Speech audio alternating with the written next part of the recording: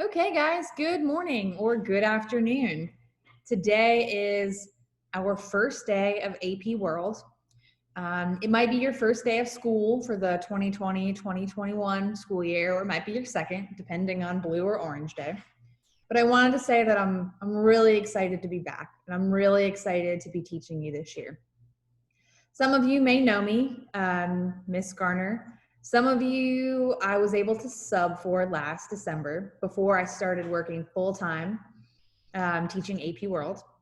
So welcome back. It's good to see you again, sort of.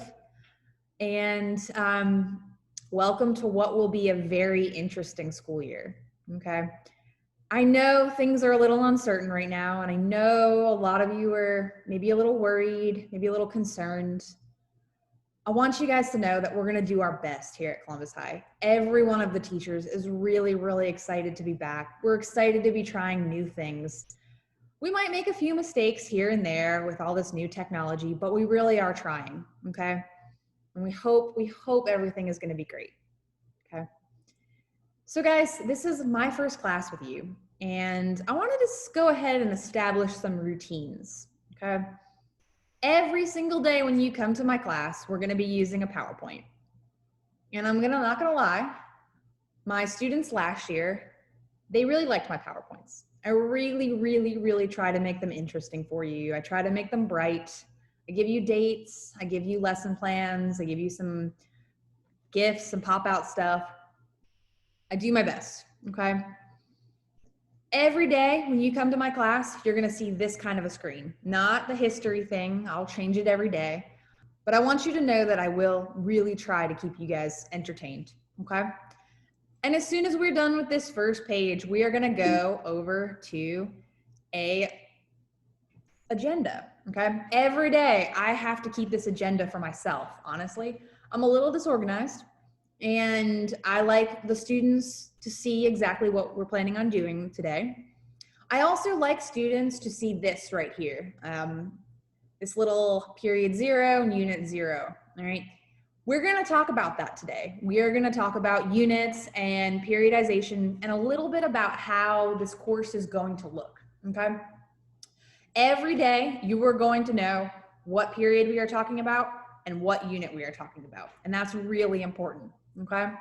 So we're gonna start class with attendance every day. Hopefully by the end of maybe next week, I will know all your names. I will probably butcher most of your names. I'm terrible at names, okay? Just terrible. Please feel free to correct me. Please feel free to yell at me. Like, Garner, that is not how you pronounce my name. Oh my goodness, what are you, like the Starbucks lady? Look, my name is Julie Garner, and I still get my Starbucks cups spelled wrong. How do you spell Julie wrong? That's how I am though, guys. I will probably get your name wrong, and I am so sorry in advance. Please correct me. Please yell at me. If we were in class, I'd allow you to throw a paper ball at me, but unfortunately, you can't really do that. After attendance, I promise you that we will get a meme of the day. All right, I know y'all love memes. I love memes too. I am a history dork, so I spend a lot of times looking for memes. I will try to make sure that the meme pertains to the lesson from yesterday. Sometimes my memes are really funny, I'm not gonna lie, but sometimes they are horrible. And so I want you guys to feel free to tell me if you like the meme, or if you don't, that's okay. I do my best, all right? Hopefully the memes will kind of give you an idea of like what we're learning in class, all right? Today after that, we'll go over a few little stuff on Canvas. I don't wanna inundate you with all this information. Then I'll tell you a little bit more about myself. Some of you guys might have questions. That'll be your time to ask. Then we're gonna go over what the course looks like.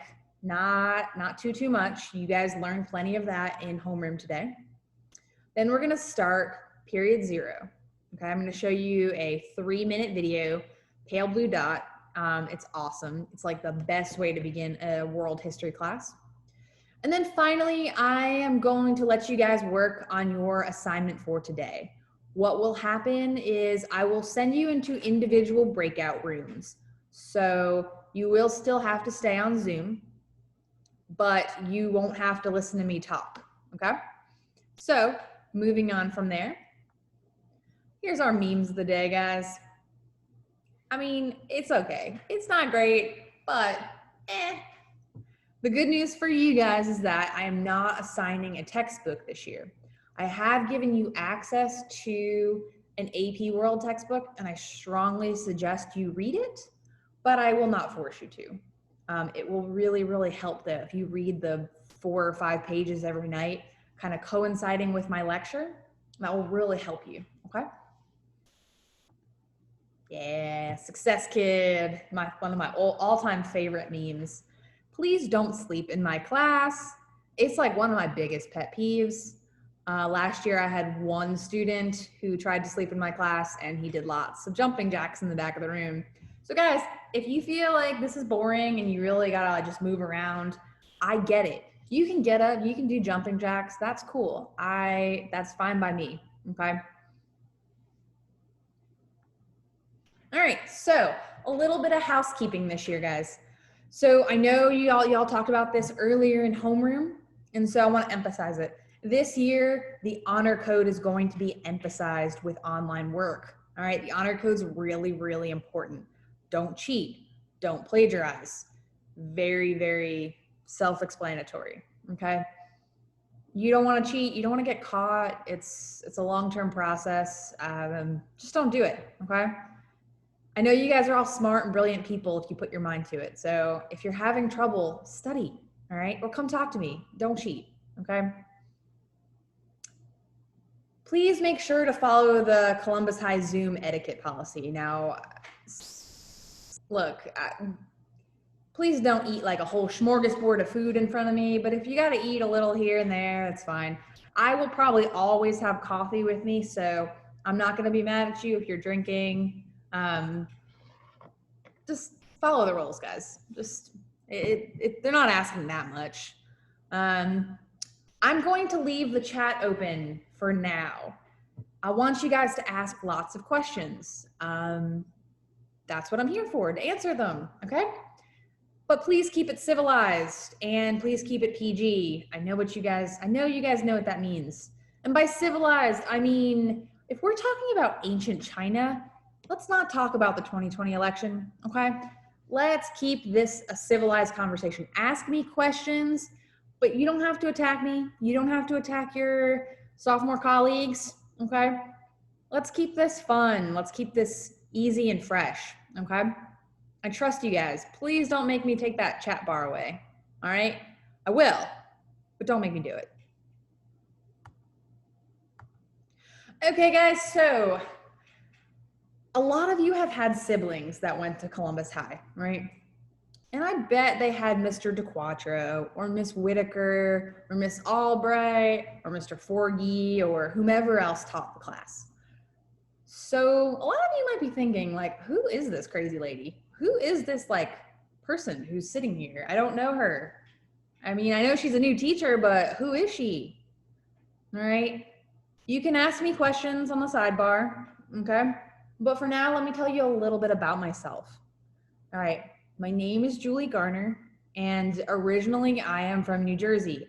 I did not grow up in Georgia. I am not Southern, and that might explain why I talk so fast. I don't think I have an accent, but if I say something that's very, very Jersey, you can call me out. It's okay. Last year's class loved to call me out every time I said something like, yeah. Okay? After I graduated from high school, I went to college at Clemson University in South Carolina. So go Tigers, yes. I love college football. So for those of you who like college football, the good news is I'll probably make a lot of mentions about it. For those of you who don't like college football, I'm sorry. After I went to college, where actually, let me back up. At Clemson, I studied kind of a double major in history as well as secondary ed. So after I graduated from Clemson, I took a job teaching English in South Korea. So down here is a picture of me with my babies. I taught at a middle school, kind of right on the border between South and North Korea, okay? And I loved those babies. Those kids down there are probably the equivalent of 8th grade here, okay? Very, very low English level, and that's what I taught. I taught English, did not teach world history.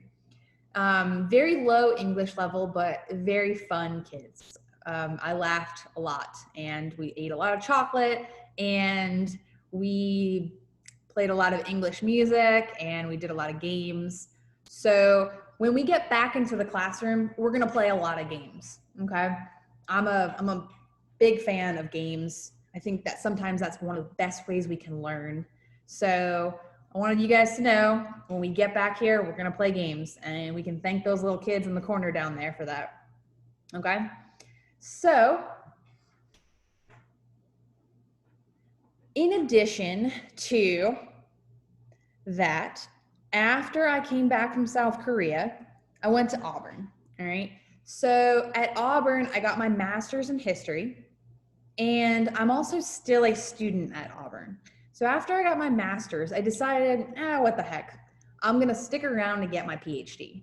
So for the past 5 years, I've been working on my master's as well as my dissertation. So this summer, I actually submitted my 300-page dissertation. So hopefully soon I'll be able to graduate, and hopefully soon I'll be able to be a doctor in history. So fingers crossed for me, okay? On top of that, I really, really like hiking. So that's me last summer in Nepal. I get to go to Everest Base Camp. So on the weekends, I pretty much am always outdoors hiking. I've got a lot of energy. You might be able to see from all the hand motion. So yeah, again, with all these things that I just told you about myself, you can ask me any questions, or you can, in the side, make sure to ask me questions in the chat or anything else, okay? All right, guys, so we are gonna jump right on in to our curriculum, okay? Hold on one second.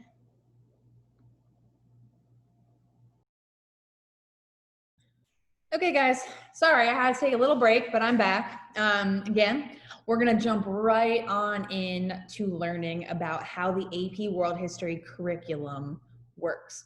So the good news is I'm not gonna teach you too much history right now, but there is something you really, really, really need to know at first, all right? And that is how College Board and this AP curriculum works. And you have to understand that they do this thing called periodization, okay? So we're gonna have lots of units, and they're also gonna be organized by periods, okay? It's a little bit complicated to understand at first, but I have faith in you, okay?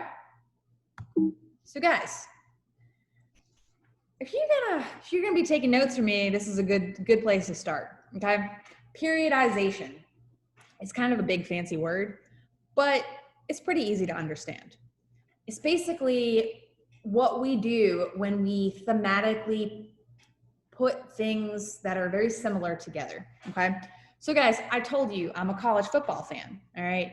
So when I watch ESPN on Saturdays and I'm watching my good old Clemson Tigers, I'm listening to the guys talk, right? And they're talking about the Dabo Sweeney era, or they're talking about the, the Danny Ford era, okay? Some of you guys who are Alabama football fans, maybe you'll hear about the Bear Bryant era, or the Nick Saban era, okay? That's periodization.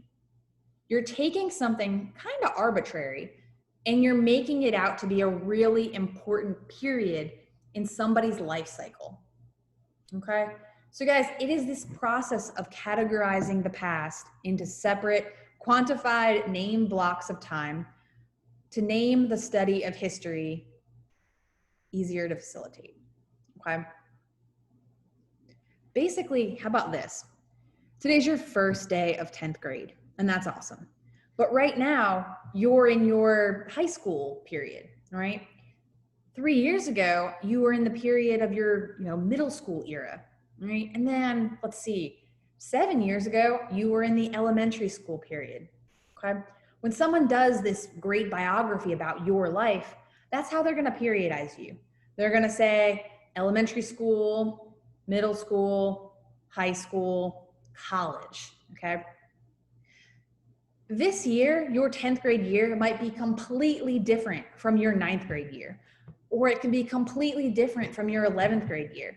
But simply because you were in this one building at one school, in the future, you're gonna periodize this as your high school years, okay?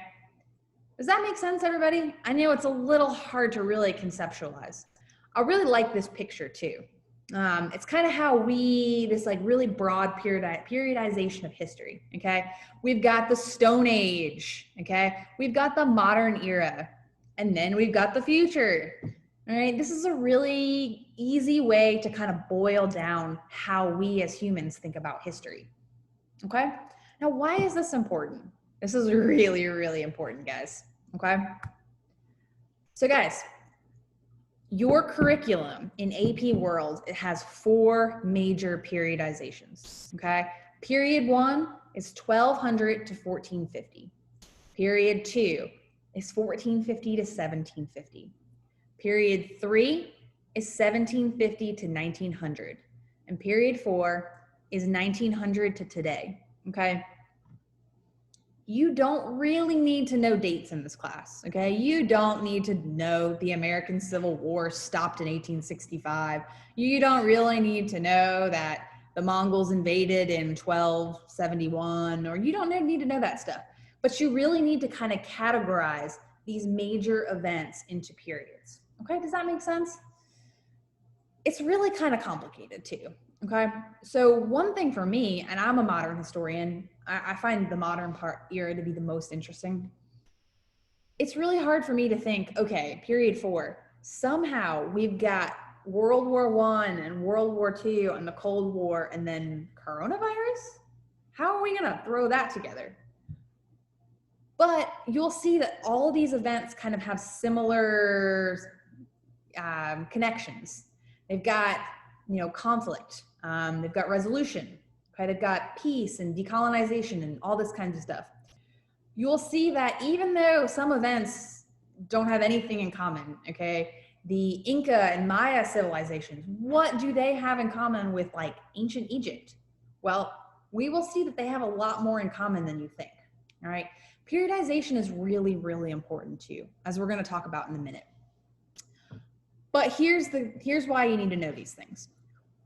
AP World has 9 units, okay? 9. I'm not a math person, so I've got to do the numbers. So logically, most of these periods have 2 units each, okay? The only one that has 3 is period 4, okay? So I'm going to show you what this looks like now. Okay, guys, so this is what your AP World History exam on May 10th, 2021 is going to look like, all right? And this is why this is super important. So guys, when we are studying next week, we are going to be studying the ancient civilizations of China and the ancient civilizations surrounding the Islamic world, okay? And somehow these early civilizations are going to have connections to the Silk Road, all right, and the Indian Ocean trading ports. And what you're going to see is that even though Unit 1 and Unit 2 are different, they're all lumped together in period 1. Okay, it's the same thing with the rest of this, guys. Now, I really wanted you to see this early on because I think it shows you just how important the exam weighting is, okay? You're gonna get 10% of your exam is gonna come from Unit 1. 10% of your exam is gonna come from Unit 2. So 20% of your exam is gonna come from period 1, okay? Give or take. So Unit 3, 4, 5, and 6 are probably the most important just because of your exam weight, okay? Right now, I don't want you to worry about your exam. I really, really want you to think about taking it, but I don't want you to have to worry about studying for it right now.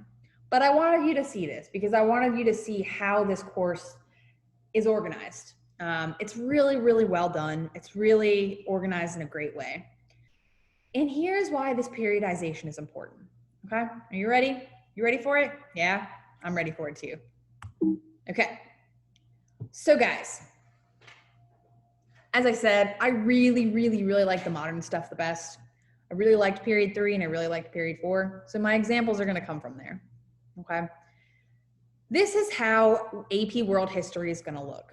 All right, you have period 1, which has 2 units, period 2, which has 2 units, period 3, which has 2 units, and period 4, which has 3 units. Okay, so guys, you're going to have a lot of writing in this class. And in pretty much all of your writing, except for the SAQs, which are kind of easy, you're going to need to know something called context. Okay, and context is basically like, before this question, what did the world look like? Okay, how about this? Maybe you've seen Star Wars. Okay, that first scene when you turn on Star Wars and you see that yellow screen with all the information sliding down, that's context. Okay, you need to make sure you understand context, and the only way to do that is to know the previous period. Okay, so guys, you have an LEQ, all right, a long essay question. And this long essay question wants you to identify the main causes of World War I. And you see that and you're like, oh no, I didn't pay attention to Garner when she was talking about World War I don't remember what it caused. I got nothing for you. But if you think about the major themes from period 3, all right, the previous period, you're gonna get that right. You know why? The main causes of World War I were really, really important themes in period 3, okay? Imperialism, industrialization, okay, militarism, nationalism. And these are things that we're gonna talk a lot about when we do period 3. And that's gonna help you build this context. So maybe you have no idea what the question is asking, but you can remember, what are the major themes from the previous period? And that's gonna help a lot, okay? Does that make sense? I hope so. Here's another one, guys. You're gonna get a DBQ. A DBQ is a document-based question, and it's gonna ask you to analyze the extent of industrialization and global trade. And you know, industrialization is period 3, so I need to make a context for this. What's the context for period 3? Okay, so what happened in period 2? What are some major things? Okay, the Columbian Exchange was super important. Indian Ocean trading, boom. That is your context, okay? You gotta dress it up a little bit and make it sound a little prettier, but if you understand the major themes of these periods, you're gonna be fine, okay? I hope that makes sense. Okay, guys, so I told you I did not want to inundate you with a ton of information today, but before I release you to do your activity of the day, I wanted to end with a little video, okay? It's only 3 minutes, it's pretty short, and it is one of my favorite videos, favorite speeches of humanity, on humanity, okay? Now this guy right here, he's a scientist, okay? Wait, Garner, why are you showing me a scientist? This is a history class. All right, well, this guy right here is a man named Carl Sagan. He's probably one of the smartest people of all times, all right? Now, in the 1970s, NASA sent to space something called Voyager, all right? They sent 2 Voyager missions. So these Voyager missions are basically like floating time capsules, all right? We sent these satellites out into space and we'll never see them again. But there's a lot of cool stuff on them, all right? A lot of, almost an introduction to any sort of alien life out there. But they also had some really cool cameras. And so when we sent those Voyagers out, when they got into a certain distance, our scientists had the satellite turn around and snap photos of the planets, okay? And one of the photos, taken from 3.6 million miles away, has been called the pale blue dot, okay? And it is about, it is a picture of Earth, and it shows you kind of how tiny and how unepic Earth really is, okay? So when Carl Sagan saw this picture for the first time, he wrote a really, really amazing book called Pale Blue Dot. And in this, he says some amazing things about humanity.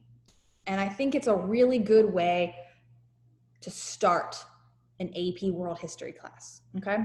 So I hope you guys like this. Here we go. Okay.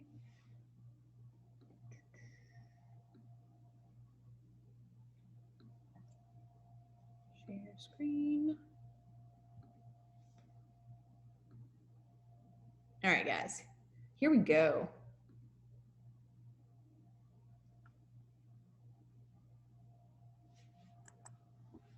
You just make sure that this is sharing, share screen, share computer sound. Okay. All right, Zoom. You haven't beaten me yet. Okay. Here we go.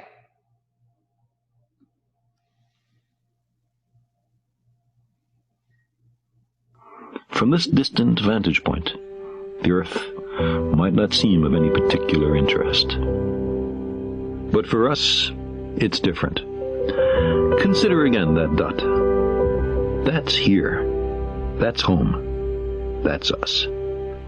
On it, everyone you love, everyone you know, everyone you ever heard of, every human being who ever was, lived out their lives. The aggregate of our joy and suffering, thousands of confident religions, ideologies, and economic doctrines, every hunter and forager, every hero and coward, every creator and destroyer of civilization, every king and peasant, every young couple in love, every mother and father, hopeful child, inventor and explorer, every teacher of morals, every corrupt politician, every superstar, every supreme leader, every saint and sinner in the history of our species lived there, on a mote of dust, suspended in a sunbeam.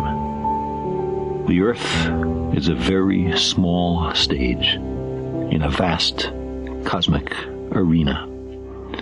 Think of the rivers of blood spilled by all those generals and emperors, so that in glory and triumph they could become the momentary masters of a fraction of a dot. Think of the endless cruelties visited by the inhabitants of one corner of this pixel on the scarcely distinguishable inhabitants of some other corner. How frequent their misunderstandings, how eager they are to kill one another, how fervent their hatreds. Our posturings, our imagined self-importance, the delusion that we have some privileged position in the universe, are challenged by this point of pale light.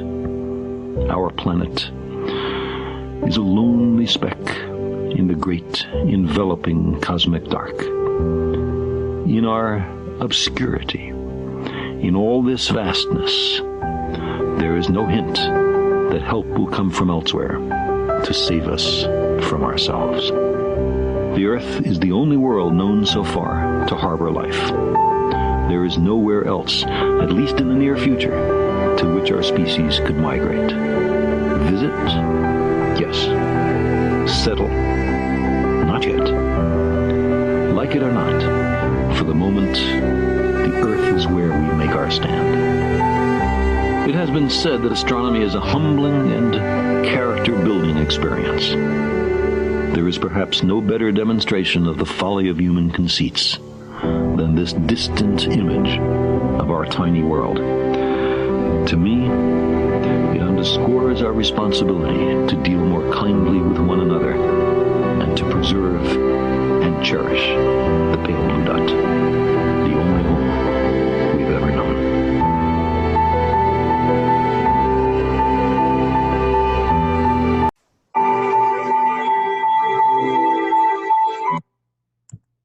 Okay, guys, let me get back to my regular screen. Okay. All right, guys, I really hope you like that one.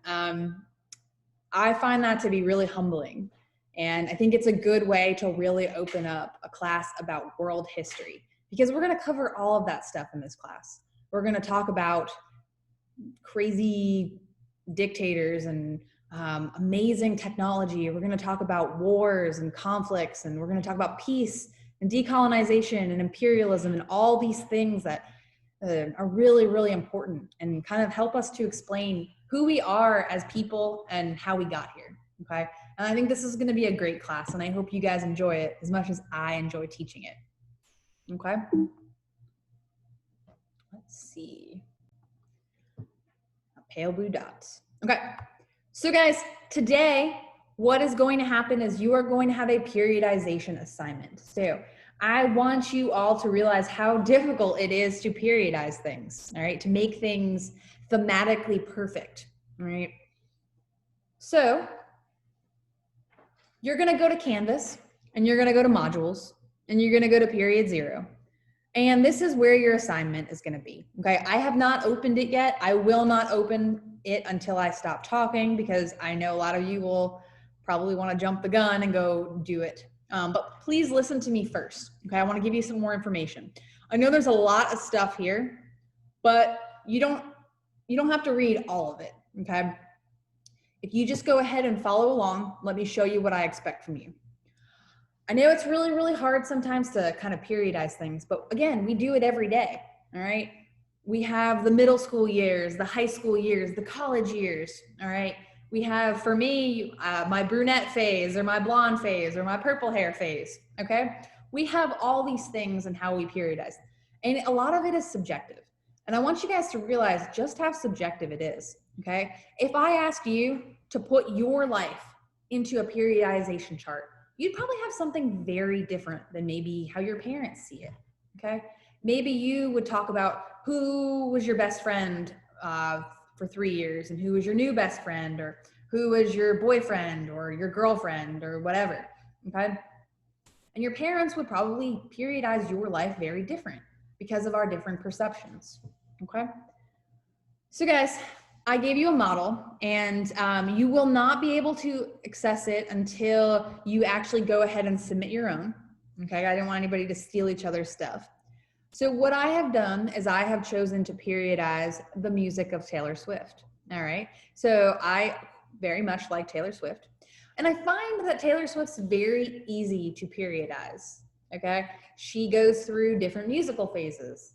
She starts as a country singer, and then she transitions to pop, and then she goes full pop, and then she gets into fights with people and transitions into like revenge music. And then finally now she's singing folk music, which is awesome. But I wanted to show you what I did, okay? So I have asked you in the directions, right over, let's see, I think I chose it right. Number 2 right here. I have asked you to select 5 to 7 events, okay? You can do 5, you can do 7, you can do more. Don't do less. And I want you to kind of think about how you periodize things. Now, you can do whatever you want. You can do a baseball athlete, a college football team. You could do a music artist. You could do theater. You could do anything. You could do your own life if you'd like. Okay. I'm asking you to attach a picture. All right. Something small. Make this very easy to navigate. Okay. And I want you to do maybe 2 sentences on why you chose to periodize these. Okay. So what I did here is I did Taylor Swift's albums. All right, so I started with Fearless, which was not her first album, but it was still probably one of her best. And I talked about how it's her early career as a country music artist. And I talked about one song, and it kind of showed her as like this young girl in love, okay? Then I talked about how she's starting to transition and Speak Now in 2010. She's starting to transition to more pop, okay? Then I did 1989, which is a fantastic CD, and basically talked a little bit about how her feud with Katy Perry, that really deeply influenced some of her music, like Bad Blood, for instance. Moving on, my 4th option was Reputation, which again, I talked about her feud with Kanye West and Kim Kardashian, all right, and how that deeply influenced her music. Okay, and the last 2 that I've chosen, I did Lover, and how she's much bubblier and happier again, and she's still singing pop, but she's just much more happy, all right? No more revenge music. And then finally, I talked about her new CD to show how she's transitioned from country to, country pop to revenge music, all the way here to folklore, okay? And then at the very end, for the fifth thing that I want you to do is I want you to read these questions, okay, down here, all right? And I want you to answer these in one paragraph, okay, just one. I'm really asking you how to think. I want you to really think about this periodization. I want you to think about how you did this. Did you go in themes? Did you go in like music? Did you go in like national championships, coaches, athletes? I want you to think about how subjective that was, okay? But I also want you to think about what major turning points might have happened, okay? And I want you to think about how hard this is to do as a historian, okay? All right, guys, so if you have any questions, I am going to remain here on Zoom, but I want to make sure I will put you all into individual breakout rooms. If you want, I will come and see how things are going for you. If you have any more questions, please, please, please stay on and ask me. I really cannot wait to see what you all are going to come up with, okay? Because I think this is going to tell me a little bit about you guys. And I just can't wait to know you guys as my students, okay? So without further ado, good luck, and I hope you've enjoyed our first class together. What, first class? Oh my goodness.